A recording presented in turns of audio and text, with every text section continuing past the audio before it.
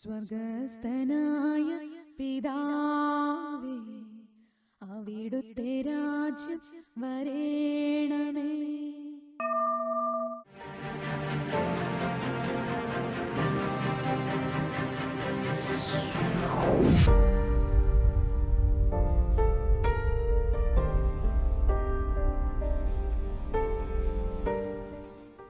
ഈ ഭൂമിയിലായിരിക്കുന്ന നമ്മളുടെ ജീവിതത്തിൽ ഏറ്റവും കൂടുതലായി നമ്മളെ ദൈവത്തിൽ നിന്ന് അകറ്റാൻ തിന്മ പ്രവർത്തിക്കുന്നുണ്ട് എന്നും സാത്താന ശക്തികൾ ലോകത്തിൽ പ്രവർത്തിക്കുന്നുണ്ട് എന്നുള്ളൊരു വലിയ അറിവിലേക്ക് നമ്മൾ വരേണ്ടിയിരിക്കുന്നു.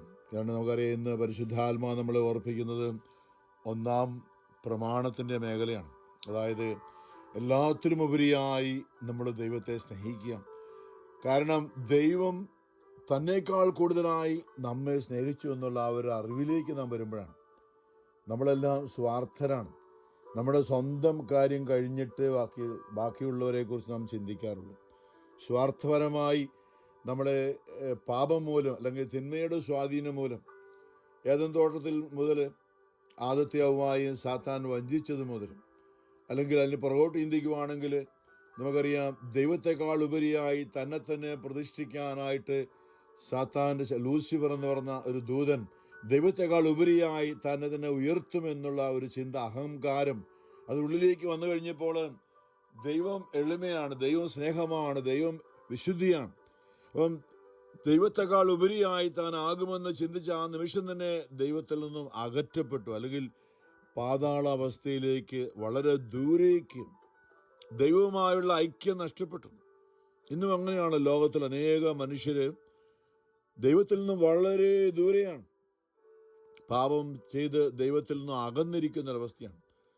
നമ്മൾ മരിച്ചവർക്ക് വേണ്ടി പ്രാർത്ഥിക്കുമ്പോൾ ദൈവത്തിൽ നിന്ന് വളരെ അകറ്റപ്പെട്ട് പാപം ചെയ്തു പോയ ആത്മാക്കളെക്കുറിച്ച് സങ്കീർത്തനം 130 ദൈവമേ, അഗാധത്തിൽ നിന്നും ഞാൻ അങ്ങയോട് നിലവിളിക്കുന്നു.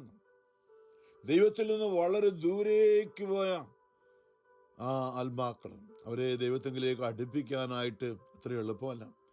എല്ലാ ആത്മാക്കളെയും, പ്രത്യേകിച്ചും അങ്ങയുടെ കാരുണ്യം ഏറ്റവും കൂടുതൽ ആവശ്യമായിരിക്കുന്ന ആത്മാക്കളെയും സ്വർഗത്തിലേക്ക് ആനയിക്കണമെന്ന് ഫാത്തിമ പ്രാർത്ഥനയിൽ പ്രാർത്ഥിക്കാൻ മാതാവ് നമ്മോട് ആവശ്യപ്പെട്ടതുകൊണ്ടാണ് സഭയോട്. കാരണം ദൈവത്തിൽ നിന്ന് നമ്മൾ എത്രമാത്രം ദൂരേക്ക് പോകുന്നതോ അത്രമാത്രം ബുദ്ധിമുട്ടാണ് വീണ്ടും തിരികെ വരാൻ.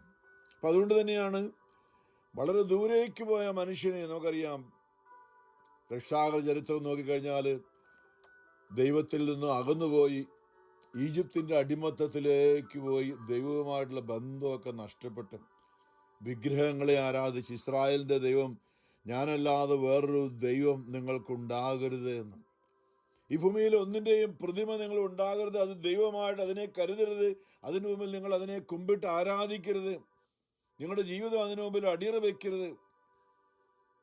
നമ്മൾ കാണുന്നുണ്ട് വിഗ്രഹങ്ങളുടെ മുമ്പിൽ മനുഷ്യക്കുരുതി, മനുഷ്യനെ പോലും കൊന്നുകൊണ്ട് ബലിയർപ്പിക്കുന്ന ഒരു സമ്പ്രദായം. എത്രമാത്രമാണ് തിന്മ മനുഷ്യനെ ദൈവത്തിനെതിരായി പ്രകോപനം ഉണ്ടാക്കാൻ വേണ്ടി, ദൈവത്തെ പ്രകോപിപ്പിക്കാൻ വേണ്ടി. കാരണം ദൈവമായ കർത്താവ് ഒന്നാം പ്രമാണവുമായിട്ട് മേഖലയിൽ പറയുന്നൊരു കാര്യമുണ്ടല്ലോ, നമ്മുടെ ദൈവമായ കർത്താവ് അസഹിഷ്ണുവായ ദൈവമാണ്, അല്ലെങ്കിൽ അസൂയാലുവായ ദൈവം എന്ന് പറയുമ്പോൾ നമ്മളെപ്പോലെയുള്ള അസൂയല്ല. നമുക്ക് അസൂയ എന്ന് പറയുന്ന ഒരാൾ നമ്മളെക്കാളും നന്നായി വരുന്ന നമുക്ക് ഇഷ്ടപ്പെടത്തില്ല. എല്ലാ മനുഷ്യരിലും ഉണ്ട്. നമ്മളെക്കാൾ ആരും നന്നായിട്ടില്ല എന്ന് നമ്മൾ ചിന്തിക്കുമ്പോൾ കുഴപ്പമില്ല. ആരെങ്കിലും നമ്മളെക്കാൾ നന്നായിട്ടുണ്ടെന്ന് പറയുമ്പോൾ അല്പം മനക്കടിയുണ്ട്. ആ ഒരു മേഖല, അതാണ് ദൈവവും നമ്മളും നമ്മുടെ വ്യത്യാസം.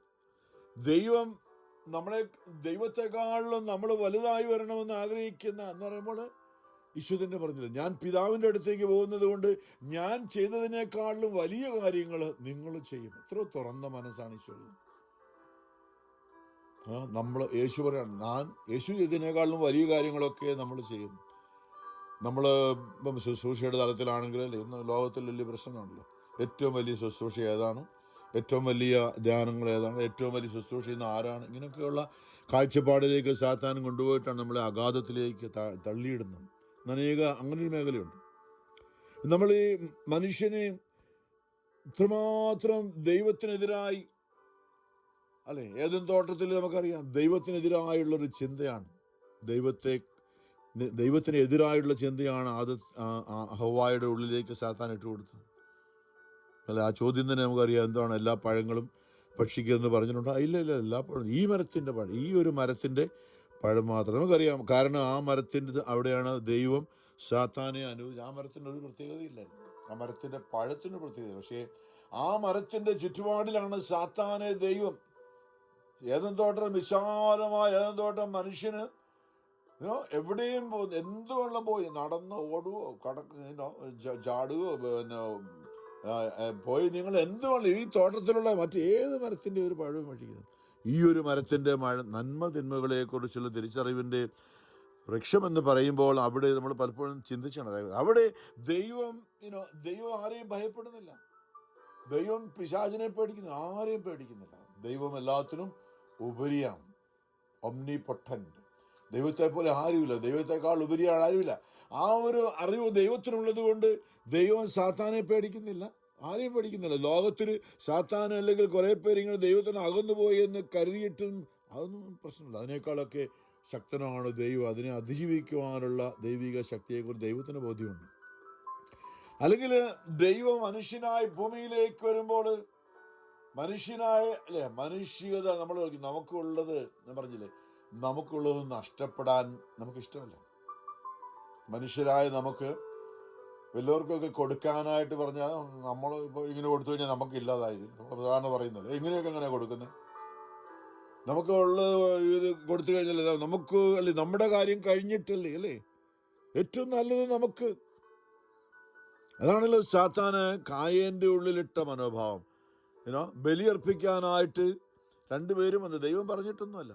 കായേനും ആബേലും ബലിയർപ്പിക്കാൻ വന്നപ്പോൾ തിന്മയുടെ സ്വാധീനം ഉണ്ടായിരുന്ന ആദ്യജാതനായ കായൻ എന്താ ചെയ്തു നമുക്കറിയാം, അവൻ്റെ ഏറ്റവും നല്ലത് അവനും എടുത്തു. നമ്മുടെ ഉള്ളിലേക്ക് നമ്മൾ ചിന്തിക്കേണ്ട കാര്യമാണ്, അനുദപിക്കേണ്ട ഒരു മേഖലയാണ് അല്ലേ. നമുക്ക് ഏറ്റവും നല്ലത് നമുക്ക്, ബാക്കി ആർക്കെങ്കിലും കൊടുത്തേക്കാം, കുഴപ്പമൊന്നുമില്ല. ഏറ്റവും നല്ലത് കായൻ തനിക്ക് വേണ്ടി മാറ്റിവെച്ചിട്ട് അവന് വേണ്ടാത്തതൊക്കെ ദൈവത്തിന് ബലിയർപ്പിച്ചു. അപ്പം അതിൽ നമുക്ക് മനസ്സിലാകാം എന്താ ഏദൻ തോട്ടത്തിൽ ആ സാത്താൻ മനുഷ്യനെ സ്വാധീനിച്ചത്. നമുക്കറിയാം, ഹവ്വായോട് പറഞ്ഞു, ഇത് തിന്നാലേ നീ ദൈവത്തെ പോലെ ആയിത്തീരും. ദൈവം എന്തൊരു ശക്തിയാണ്, ഇതെല്ലാം കാണുന്ന, എല്ലാം സൃഷ്ടിച്ച് പരിപാലിക്കുന്ന ആ ദൈവത്തെ പോലെ നീ ആയിത്തീരും. നീ അങ്ങനെ ആകുന്നത് ദൈവത്തിന് ഇഷ്ടമല്ല. അതുകൊണ്ടാണ് ഈ ഒരു മരത്തിന്റെ പഴം തിന്നരുതെന്ന് ദൈവം പറഞ്ഞിരിക്കുന്നതെന്നൊരു നുണ അല്ലേ. ആദ്യം മുതലേ അവൻ നുണയനാണ്, നുണയുടെ പിതാവാണ് എന്ന് യോഹന്നാൻ 8 ഈശോ പറഞ്ഞാണ്. നുണയുടെ പിതാവാണെന്ന് പറഞ്ഞാൽ അവനിൽ നിന്നാണ് നുണയുണ്ടായത്. നുണയുടെ അപ്പൻ അവനാണ് സാത്താൻ. അതിനു മുമ്പ് നുണയൊന്നുമില്ല, ഇതെല്ലാം ദൈവം സത്യമാണ്. ഈശോ പറഞ്ഞു, ഞാൻ വഴിയും സത്യവും ജീവനുമാകുന്നു. അവിടെ ഇരുട്ടില്ല, പ്രകാശമാണ്. യേശു സത്യമാണ്, ദൈവം സത്യമാണ്, വിശുദ്ധിയാണ്, മനോഹരമാണ്, പ്രകാശമാണ്, സ്നേഹമാണ്, നന്മയാണ്, സ്വയം ഇല്ലാതായിത്തീരുന്ന സ്വഭാവമാണ്. അതാണ് ദൈവം. അല്ലേ, നമ്മൾ ഏറ്റവും നല്ല ഉന്നതമായ സ്നേഹം എന്ന് പറയുന്ന സ്നേഹം പലതരത്തിലുണ്ടല്ലേ. ഇന്ന് ലോകത്തിൽ മനുഷ്യരുടെ ഇടയിലുള്ള സ്നേഹം ഇവിടെ സ്വാർത്ഥതയാണ്. എന്നാൽ ദൈവത്തിൻ്റെ സ്നേഹം മാത്രം എന്താണ്? ദൈവത്തിൻ്റെ സ്നേഹത്തെയാണ് നമ്മൾ അഗാപ്പേ എന്ന് വിളിക്കുന്നത്. അഗാപ്പേ, സ്വയം ഇല്ലാതായിത്തീരുന്ന, അത് ദൈവത്തിന് മാത്രമേ ഉള്ളൂ. സ്വയം ഇല്ലാതായിത്തീരുന്ന അല്ലേ, നമുക്ക് വേണ്ടി ഇല്ലാതായിത്തീരുന്ന. അപ്പം ഇന്ന് നമ്മൾ ചിന്തിക്കുന്നത് ഈ ഒരു മേഖലയാണ് പ്രിയമുള്ളവർ. പരിശുദ്ധാത്മാവ് നമുക്ക് നമ്മുടെ ആ ഒരു മേഖലയെക്കുറിച്ച് നമ്മളൊന്ന് ധ്യാനിക്കാൻ, ആലോചിക്കാനായിട്ട്.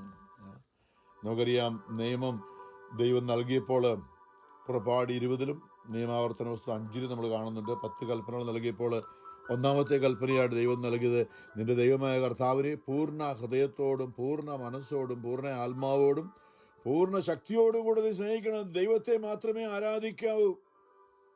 നമുക്കറിയാം, ഏറ്റവും കൂടുതൽ മനുഷ്യൻ ചെയ്യുന്ന പാപം അല്ലെങ്കിൽ നിയമലംഘനം ഏതാണെന്ന് ചോദിച്ചു കഴിഞ്ഞാൽ നമുക്കറിയാം, 1-ാം പ്രമാണമാണ്. നമ്മുടെ കാര്യം കഴിഞ്ഞിട്ട് മതി ദൈവത്തിന്. അതാണ് നമ്മൾ കാണുന്നുണ്ട്. നമ്മൾ പറഞ്ഞ പോലെ ആ കാര്യം കേട്ടപ്പോൾ ദൈവത്തെ പോലെ ഞാൻ ദൈവം എന്നെക്കാളിലും എന്തോ വലുതാകാൻ ആ നുണ പറഞ്ഞത് കേട്ടപ്പോൾ ആ സാത്താൻ്റെ വാക്ക് കേട്ട് അവിടെ നമ്മൾ പറഞ്ഞു വന്നതാണ്. അതായത് ആ മരത്തിന് ചുറ്റുപാടുകളിൽ നമ്മളിങ്ങനെ ഒരു പരിധി ഉണ്ടായിരുന്നു. സാത്താൻ ദൈവമക്കൾക്ക് ഒരു നല്ല സ്വാതന്ത്ര്യമായിരുന്നു അല്ലേ. അതാണ് നമ്മൾ ദൈവമക്കളുടെ സ്വാതന്ത്ര്യം എന്ന് കേട്ടില്ല. ദൈവമക്കളുടെ സ്വാതന്ത്ര്യം, പാപത്തിൻ്റെ അടിമത്വം. പാപം ചെയ്യുന്നവർക്ക് ഒന്നുമില്ല, ചെയ്യാൻ പറ്റത്തില്ല. പാപം ചെയ്ത പോയവർക്ക് എല്ലാം പോയി, നഷ്ടപ്പെട്ടു പോയി. സ്വാതന്ത്ര്യം പോയി, സമ്പത്ത് പോയി, ആരോഗ്യം പോയി, സകലതും പോയി. അവർക്ക് ആപ്പാടെ ഇട്ടാവട്ടത്തിലുള്ള അത് മാത്രമേ ഉള്ളൂ ചെയ്യാൻ പറ്റുന്നുള്ളൂ. ദൈവിക സ്വാതന്ത്ര്യം, അതാണ് ഏദൻ തോട്ടം. എന്ത് വേണമെങ്കിലും അവിടെയും പോയിക്കൊന്നും കുഴപ്പമില്ല. ഈ ഒരു മരത്തിൻ്റെ അടുത്ത്, കാരണം അവിടെ തിന്മയുടെ സ്വാധീനം. അപ്പോൾ തിന്മയുടെ അടുത്ത് വന്നു കഴിഞ്ഞാൽ മനുഷ്യൻ്റെ ഉള്ളിലേക്ക് തിന്മയുടെ ഈ ലൂസിഫർ എന്ന് പറയുന്ന ദൈവത്തിനെതിരായി തിരിഞ്ഞ ആ സാത്താൻ മനുഷ്യന്റെ ഉള്ളിൽ ദൈവത്തിനെതിരായുള്ള ഒന്നാം പ്രമാണത്തിനെതിരായുള്ള ചിന്ത ഇട്ടുകൊടുക്കുമെന്ന് ദൈവത്തിന് അറിയാം. അതുകൊണ്ടാണ് ആ ഒരു മരത്തിൻ്റെ അടുത്തേക്ക് മാത്രം പോകേണ്ടത്. അവിടെ ആ മരത്തിന് എന്താണെന്നും പറഞ്ഞില്ല, അവിടെ പിശാചുണ്ടെന്നോ നിങ്ങളെ തെറ്റിക്കുന്നൊന്നും പറഞ്ഞ ഒറ്റ കാര്യമുള്ളൂ. ദൈവമായ കർത്താവ് ഇന്നങ്ങനെയാണല്ലോ നമ്മളോട് പല കാര്യങ്ങളും. ദൈവവചനം പറയുമ്പോൾ അതിൻ്റെ എന്തുകൊണ്ടാണ്, അവിടെ എന്തോ കുഴപ്പം, അവിടെ എല്ലാവരും ചോദിക്കുന്നില്ലേ, അവിടെ എന്താ കുഴപ്പം, അങ്ങോട്ട് പോയാൽ എന്താ കുഴപ്പം, അല്ല അതൊന്നും ചെയ്താൽ എന്താ കുഴപ്പം, അല്ലേ എല്ലാവരും അങ്ങനെയല്ലേ ജീവിക്കും. ഇങ്ങനെയുള്ള കാഴ്ചപ്പാടുന്ന ലോകത്തിന് എന്ന് പറയുമ്പോൾ ഞാനാണ് തീരുമാനം, ദൈവമൊന്നുമല്ല. ഞാൻ ഇല്ല, ആ ദൈവത്തിൻ്റെ പേരാണ് നമ്മൾ ചിന്തിച്ചിട്ടുണ്ട്. ദൈവത്തിൻ്റെ പേരാണ് ഞാൻ എന്നുള്ളത്. ദൈവത്തിനാണ് ഞാനെന്ന് പേരുള്ളത്. അത് പുറപ്പാടി പറഞ്ഞില്ലേ, മോശ ചോദിക്കുന്നുണ്ട്, ഞാൻ ഈജിപ്തിൽ ചെന്ന് ഞാൻ എന്ന് പറഞ്ഞൊരു ഫറവോയുടെ, അന്ന് ലോകത്തിലെ ഏറ്റവും വലിയ പ്രൗഢിയുള്ള രാജ്യമാണ് ഈജിപ്ത്. ഫറവോ ദൈവമായിട്ടാണ് കരുതുന്നത് അല്ലേ. ആ ഫറവോയുടെ മുമ്പിൽ ആരാധിക്കണം, കുമ്പിടും എന്നൊക്കെ പറയും നമ്മൾ കാണുന്നുണ്ട്. അപ്പോൾ ഈ ഫറവോയുടെ അടുത്തേക്ക് മോശ അയക്കുമ്പോൾ മോശ പറയുന്നൊരു കാര്യമുണ്ട്. ദൈവമായ കർത്താവ് പറഞ്ഞു, നിന്റെ ഇസ്രായേലിൻ്റെ ദൈവമായ കർത്താവ് അരുളി ചെയ്യുന്ന എൻ്റെ ജനത്തെ വിട്ടയക്കുക. ദൈവത്തെ ആരാധിക്കാൻ ഫറവോയല്ല ആരാധിക്കേണ്ടത്, ഇസ്രായേലിൻ്റെ സർവ്വത്തിൻ്റെ സൃഷ്ടാവും കർത്താവുമായ ദൈവത്തെ ആരാധിക്കാൻ ജനത്തെ വിട്ടയക്കുക നീ അവരോട് പറയണമെന്ന് പറഞ്ഞപ്പോൾ ഈജിപ്തിലെ കൊട്ടാരത്തിൽ വളർന്നു വന്ന അവിടുത്തെ കാര്യങ്ങൾ അറിയാവുന്ന മോശ ഇപ്പം അവിടെയല്ല, മരുഭൂമിയിലാണ്, ആട്ടിടയനാണ്. അപ്പോൾ ആ മോശയെ ദൈവം അഭിഷേകം ചെയ്ത് തിരിച്ചങ്ങോട്ട് അയക്കുമ്പോൾ മോശയുടെ ചിന്ത ഇതാണ്, അവൻ ദൈവമാണെന്ന് പറഞ്ഞിരിക്കുമ്പോൾ, ഫറവോ ദൈവം എന്ന് പറഞ്ഞിരിക്കുന്നത്. അപ്പോൾ ഞാൻ അവനോട് എന്നെങ്ങനെ പറഞ്ഞു, ഇസ്രായേലിൻ്റെ ദൈവം എന്ന് പറയുമ്പോൾ അവൻ എന്നെ ഓടിക്കും, എന്നെ കൊല്ലാൻ വേണ്ടി നോക്കിയിരിക്കണം. അപ്പോൾ എന്താ ഞാൻ പറയേണ്ടതെന്ന് ചോദിച്ചപ്പോൾ അവിടെയാണ് കർത്താവ് ദൈവത്തിൻ്റെ യഥാർത്ഥ സ്വഭാവം രൂപം വെളിപ്പെടുത്തുന്നത്. ഞാനാകുന്നവൻ, ഞാനെന്ന് പറയാൻ കഴിവുള്ളവൻ, അതാണ് ഞാൻ, ദൈവം. ഫറവോയൊക്കെ വെറും മണ്ണാണ്, അവൻ അറിയത്തില്ലത്. അപ്പം ഞാനെന്ന് പറയാൻ ഞാനാകുന്നവൻ. അതായത് അതിൻ്റെ കാര്യം ഇതാണ്, നമ്മൾ പലപ്പോഴും അല്ലേ ഞാൻ എൻ്റെ ഇല്ലെന്നൊക്കെ പറയും.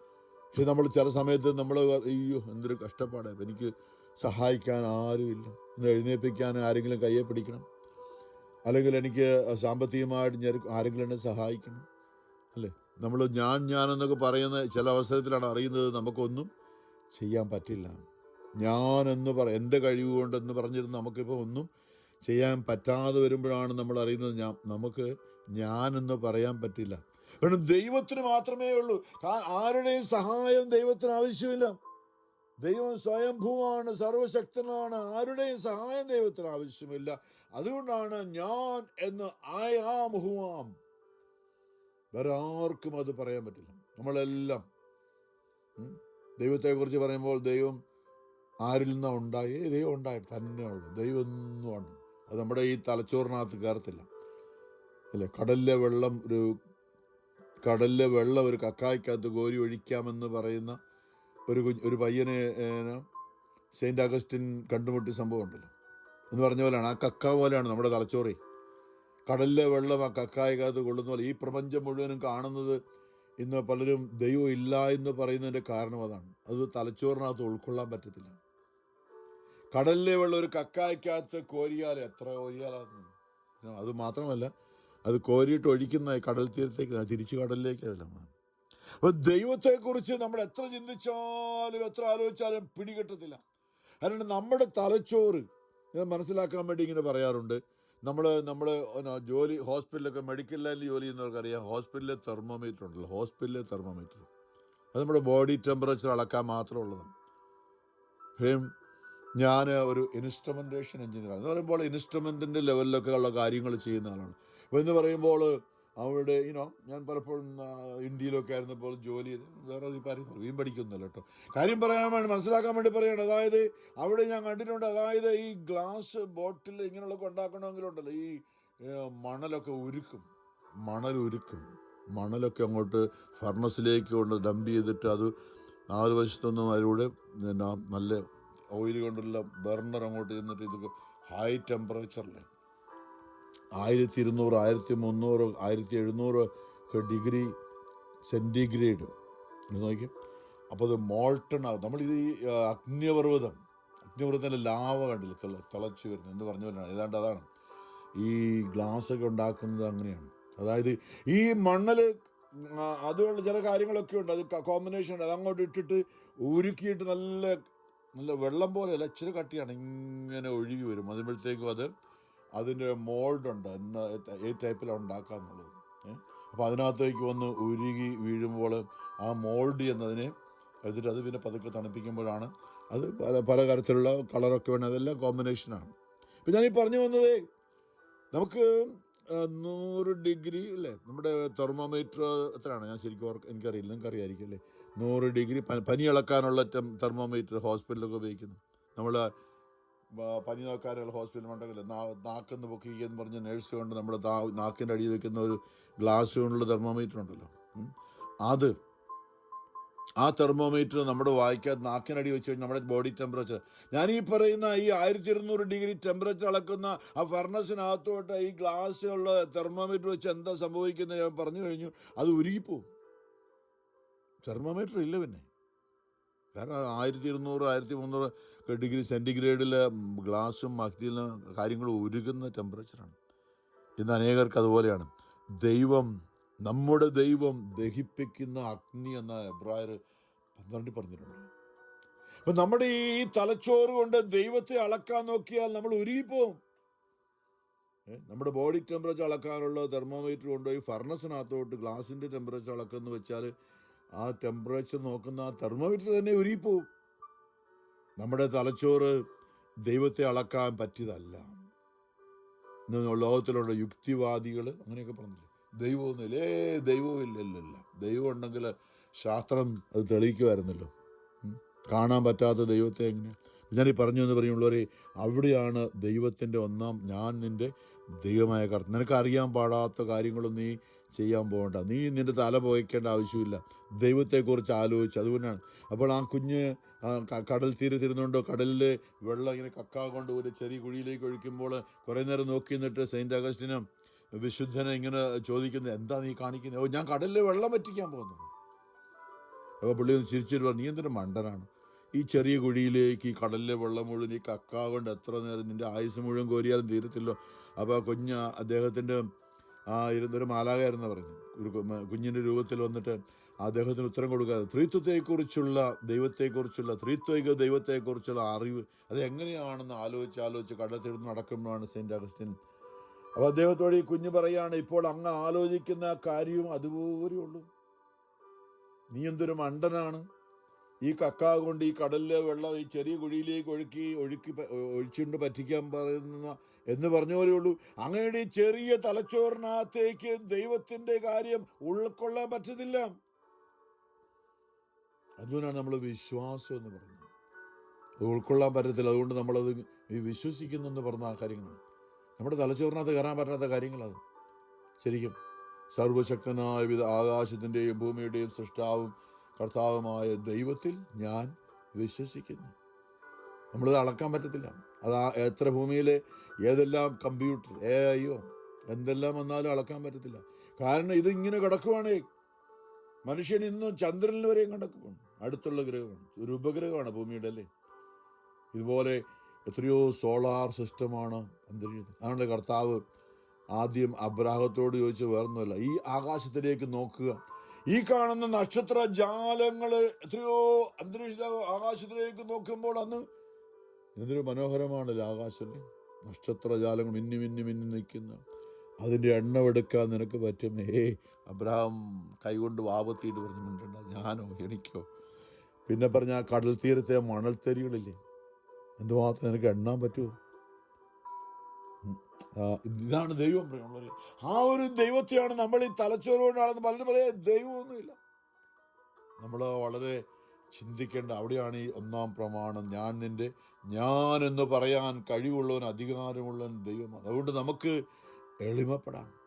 എൻ്റെ ദൈവമേ, ഞാൻ ആരാണ്? ഞാൻ വെറും ഒരു വയലിലെ ആയിരക്കണക്കിന് ചെടിയിൽ ഒരു ചെടി പോലും, അത് വിരിയുന്ന നാളെ വാടിപ്പോകുന്നു, ഇതുപോലെയുള്ള.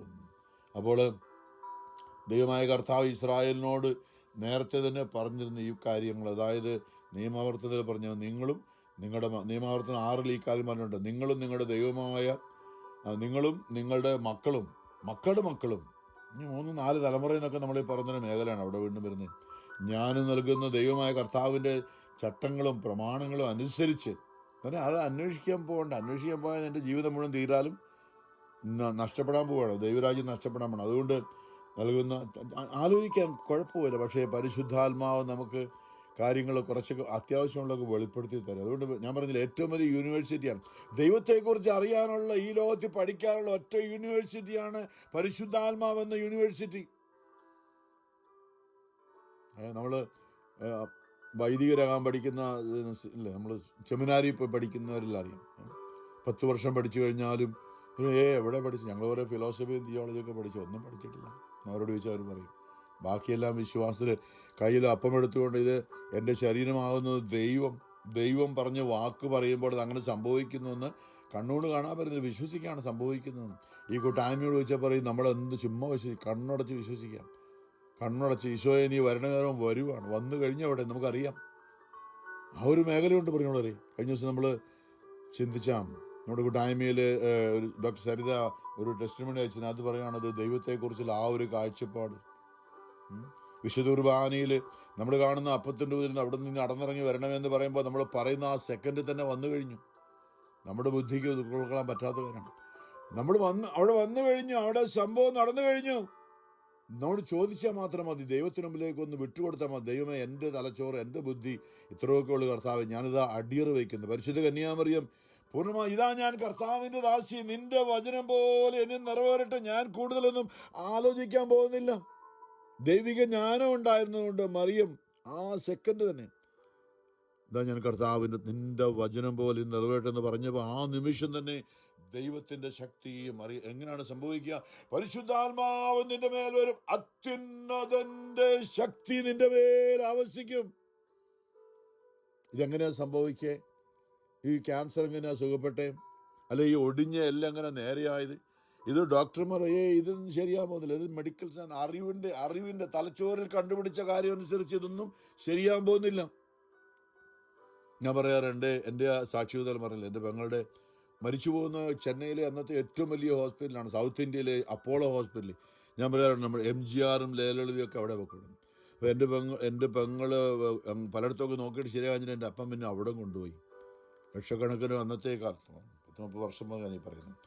അവിടെ കൊണ്ടുപോയി അവരും പറഞ്ഞ് രക്ഷയൊന്നുമില്ല, ഇവള് ശരിയാകാൻ പോകുന്നില്ല, ഇവളുടെ ബ്ലഡിൽ ആൻറ്റിബോഡി ഉണ്ട്, കിഡ്നി ട്രാൻസ്പ്ലാന്റ് ചെയ്താലും ശരിയാകുമ്പോൾ റിജക്റ്റ് ചെയ്തിട്ടുള്ളൂ എന്ന് പറഞ്ഞു.